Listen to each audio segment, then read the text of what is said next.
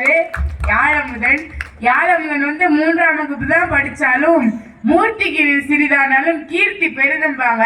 அப்படிப்பட்ட பேச்சு யாழமுதனோட பேச்சு.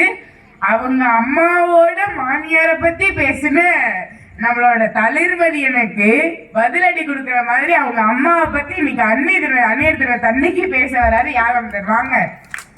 அவங்க அம்மா சிரிக்கிறாங்க, அவங்க அப்பா இங்க மறைக்கிறாரு.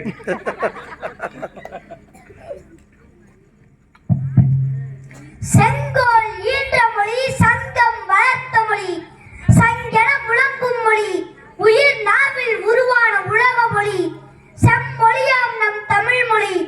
அன்னை தமிழுக்கு என் முதல் வணக்கம். நடுவர் அவர்களே, சொல்லுப்பா. உங்ககிட்ட ஒரு கேள்வி கேட்கிறேன்.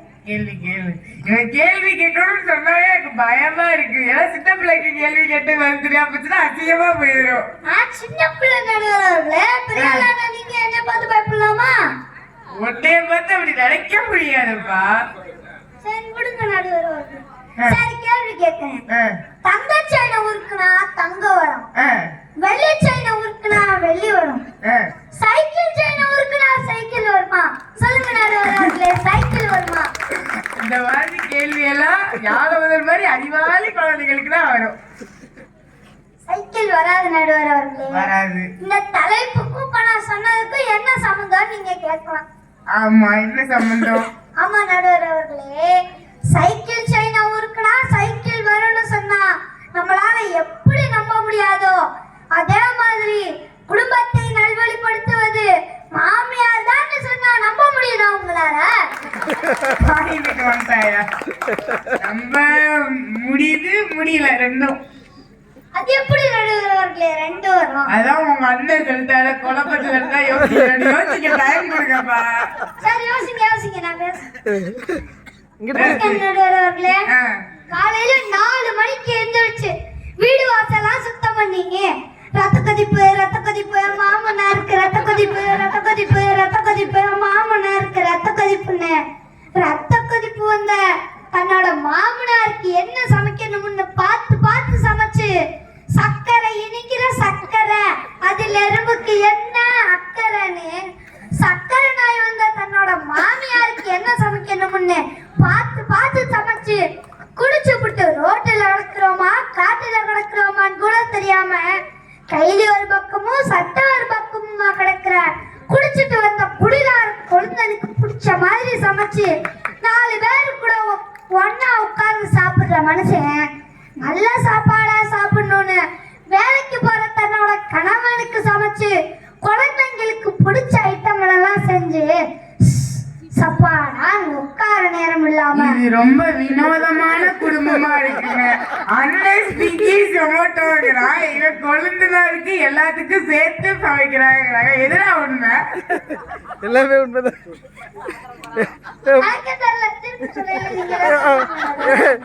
சரி பேசு. நானே இப்படி ஓய்வில்லாம ஓடிக்கிட்டு இருக்கும் ஒரு எந்திரம் போல இயங்கிக்கிட்டு இருக்கும் மருமகளை பார்த்து இதுல உப்பு பத்தல அதுல புளி பத்தல இன்னொன்னு ஆரம்பத்துலன்னு குறையா சொல்லுவாங்க. இப்படி குறை சொல்றதுக்குன்னே எல்லாரும் வீட்லயும் சில ஜீவன்கள் இருக்குது. அதுல முதல் இடம் எப்போதுமே இந்த மாமியாருக்கு தாங்க. கல்யாண சிறுவரிசையில சீதனமா ஃப்ரிட்ஜ், வாஷிங் மிஷின், கட்டிலு, பீரோ, எல்இடி டிவின்னு எல்லாத்தையும் கொண்டு வந்து எம்டியா இருந்த தன்னோட புகுந்த வீட்டை நிரப்பி அழகாக்கி எல்லா வசதிகளையும் அந்த வீட்டுல உருவாக்கி வைக்கிறதும் இந்த மருமகள்கள் தாங்க. அது மட்டுமா தான் போட்டு அழகு பார்க்கணும் அப்பா அம்மா சிறுக சேமிச்சு வச்சு தனக்காக வாங்கி வச்ச நகைகளை எல்லாம் தான் புகுந்த வீட்டுக்காக அழகு கடையில வச்சு பணம் புரட்டி புதுசா தொழில் ஆரம்பிக்கவும் கணவன் வெளிநாட்டுக்கு போகவும் இங்க இருந்து பணம் அனுப்புறாளே அந்த பச்சை மண்ணு அதுதான் நடுவர்களே அந்த மருமகள். பச்சை மண்ணாப்பா.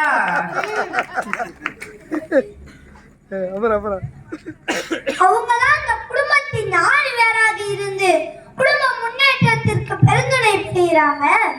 பள்ளியில் இருக்கும் ஆசிரியர்கள் தான் 2 இருக்க வேண்டும்.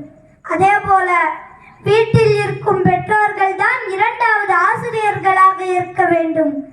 இப்படி உண்மையிலேயே இரண்டாவது ஆசிரியர்களாக இருப்பது யார் தெரியுமா? அம்மாக்களாக இருக்கும் மருமகள்கள் தாங்க.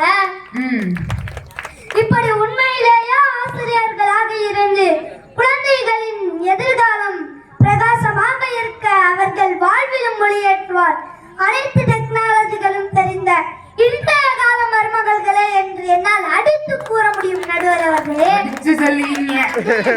பண்பான் ஆரம்பத்துல படிச்சுங்கிறாரு. நடுவர் அவர்களே, இவங்கெல்லாம் சொல்ற மாதிரி அடக்கமான மருமகள்கள் வேணும்னா அதுக்கு ஒரே ஒரு வழிதான் இருக்கு. என்னப்பா? என்ன தெரியுமா? அந்த வழிகாட்டிதான் மாமியார்கள் துடிதுடிச்சிட்டு இருக்காங்க. நேரா சுடுகாட்டுக்கு போங்க, அங்கதான் அடக்கமான பொண்ணுங்களா இருப்பாங்க. உங்ககிட்ட ஒரு பழைய ஓட்டர் சைக்கிள் இருக்குன்னு வச்சுக்குவோம். நம்ம திரவியராஜாக்கள் வந்து புது ஸ்கூட்டி வாங்கி தர்றாங்க. ஓகே, நீங்க படிச்சதுனால வேலை கிடைச்சிருச்சு. நீங்க வேலைக்கு புது ஸ்கூட்டில போவீங்களா, பழைய ஓட்டர் சைக்கிள்ல போவீங்களா? இப்ப நான் ஓட்டர் சைக்கிள்னு சொன்னா ஓட்டர் சைக்கிள் மாமியார்னு சொல்லுவேன், புது வண்டி மருமகள்னு சொல்லுவேன். நான் நடந்து போயிருவேன். Best option. சும்மா ஏமாத்தாதீங்க, நடுவர் சும்மா ஏமாத்துறாங்க. ஸ்கூட்டில போவேன். அப்படி சொல்லுங்க நடுவர் அவர்களே. பழைய ஓட்டர் சைக்கிள் தான் மாமியாரு, இளமையாவும் சுறுசுறுப்பாகவும் இருக்கிற புது ஸ்கூட்டி தாங்க மருமகள்கள். மாமியார்லாம் ஓல்டு வெர்ஷன் நடுவரக்கா, மருமகள்கள் தாங்க லேட்டஸ்ட் வெர்ஷன். அன்று அதிக வருமானம் குறைந்த நிம்மதி, இன்று குறைந்த வருமானம் அதிக நிம்மதி. அன்று கைவீசி நடந்தோம், இன்று கைபேசியுடன் நடக்கிறோம். அன்று படித்தால் வேலை, இன்று படிப்பது மட்டுமே வேலை. அன்று ஓடினோம் வயிற்றை நிறைக்க, இன்று ஓடுகிறோம் வயிற்றை குறைக்க.